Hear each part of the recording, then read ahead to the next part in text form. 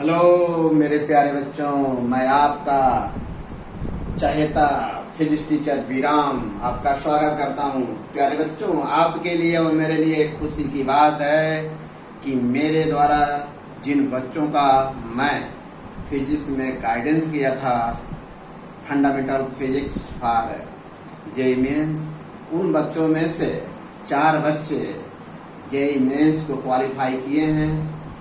उन बच्चों में सबसे पहला नाम है मनीष कुमार गुप्ता, दूसरा नाम है सत्यजीत सिंह, तीसरा नाम है त्रिभुवन यादव, चौथा लड़का है उत्कर्ष सिंह।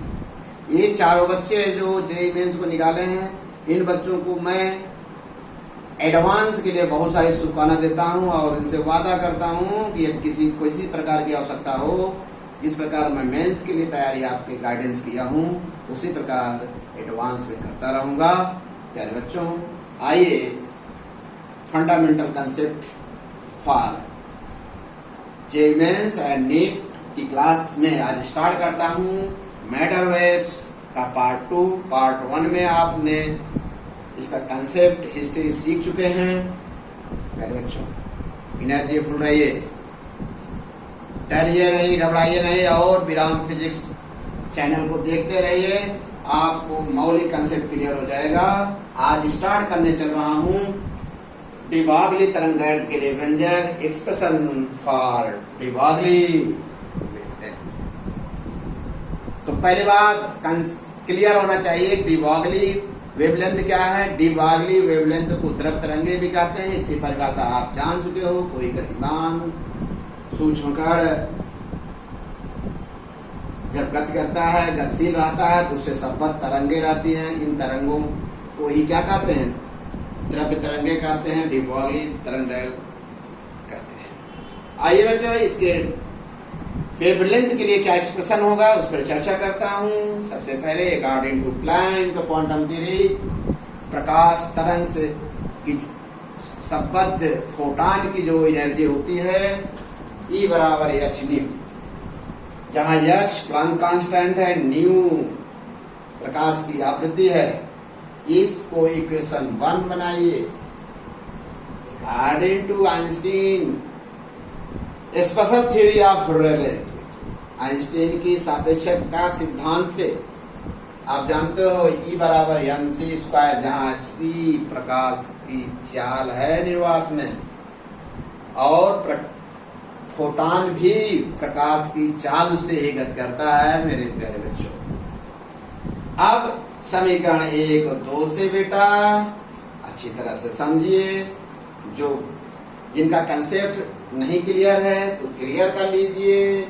तो क्या हो जाएगा, ये दोनों इक्वल हो जाएंगे। ठीक, ये आ जाइए। तो यम बराबर एच न्यू बटा सी, और न्यू को सी अपॉन लैम्डा कर देंगे तो बेटा यम फोटॉन का गतिक द्रव्यमान है। किसका है बेटा? यम फोटॉन का गतिक द्रव्यमान है। ठीक, अतः फोटॉन का संवेग क्या होगा? Linear momentum of photon P बराबर mc, जैसे P बराबर mv होता है। क्योंकि यहाँ फोटॉन प्रकाश की चाल चलता है, v की जगह c होगा। क्लियर? तो क्या लिख देंगे? यम क्या है? फोटॉन का गतिक द्रव्यमान, डायनेमिक मास ऑफ फोटॉन ना। ठीक बेटा, रेस्ट मास नहीं, डायनेमिक मास है। अब देखिए, अब यम की वैल्यू रख देंगे, सी कैंसिल आउट हो जाएगा, ये निकला। अब लैम्डा बराबर एच अपॉन पी। यह जो समीकरण 5 है, यह है फोटॉन से संबद्ध तरंग की तरंग दैर्ध्य का व्यंजक, एच अपॉन पी। पहले बच्चों, समीकरण क्या बन गया? 5। According to de Broglie theory, इन्होंने कहा था जो रेडिएशन है, प्रकाश में डुअलिटी है, तो सिमेट्री बाय सिमेट्री, जब प्रकाश में डुअलिटी है, गतिमान द्रव्य कण भी डुअल नेचर है। इतना समझ गए हो, लेकिन इतना नहीं लिखना है।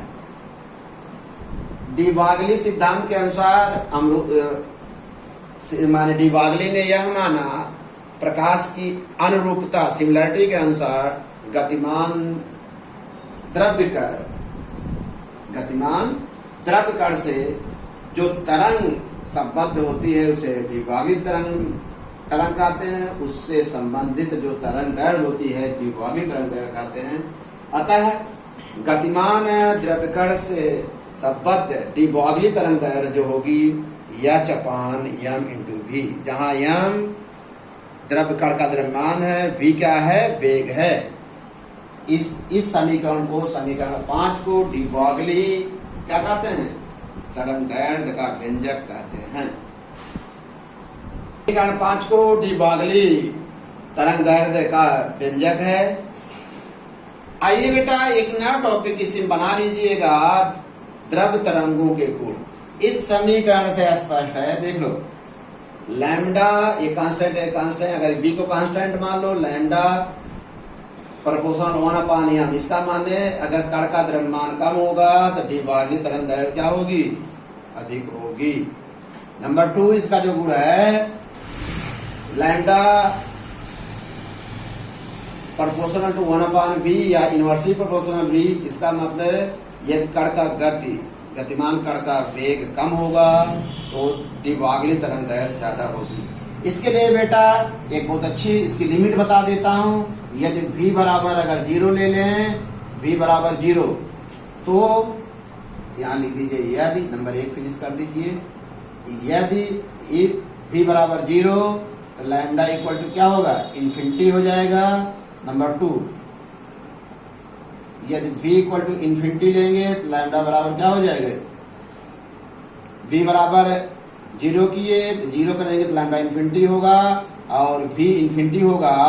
अब इससे तो मैथमेटिक्स हो गया, जहां मैथमेटिक्स समाप्त होता है प्यारे बच्चों, वहां से फिजिक्स स्टार्ट होती है। आप इसकी रेंज देखिए, डी ब्रोगली तरंग जो वेवलेंथ है वो 0 और इन्फिनिटी के बीच है। इसका कहने का मतलब किस पे हो रहा है, 0 किस पे हो रहा है, v इक्वल टू इन्फिनिटी से, और इन्फिनिटी किस में हो रही है, v इक्वल टू 0। इसका मतलब यदि जो मूविंग पार्टिकल है उसका वेलोसिटी इन्फिनिटी हो तो वेवलेंथ क्या होगा, डी ब्रोगली वेवलेंथ 0 होगा।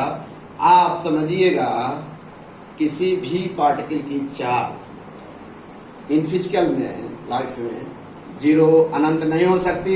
इसका मतलब यह संभव नहीं है।